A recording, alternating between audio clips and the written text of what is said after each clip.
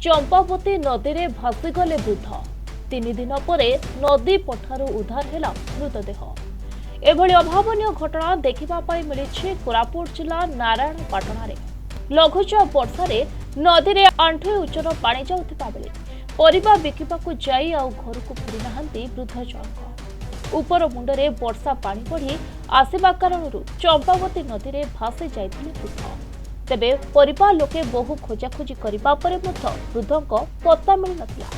हेले शेषरे 3 दिन पर नदी पठार मिलिला अर्धनग्न मर शरीर। मृतक जनक हेउछंती नारायणपाटण थाना अंचलर नाचिका संबरू, जहां बयस 70 वर्ष बोली जଣାपड़ी। तेबे मृतदेह नदी पठारे थिबा देखि परिवार को गाई चराणी खबर देथिले। पर पुलिस और अग्निशम टीम पहुंची शव उद्धार करी व्यवच्छेद करी परिवार को हस्तांतर कर दैछि। कोरापुटरू कालीप्रसाद पंडांग रिपोर्ट प्रतिदिन।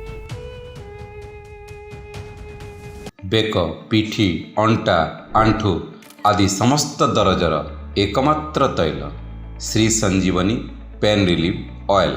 श्री संजीवनी लगैले जमा बिंदीवनी। श्री संजीवनी पेन रिलीफ ऑयल हर दर्द को समझे, रखे सबका ख्याल।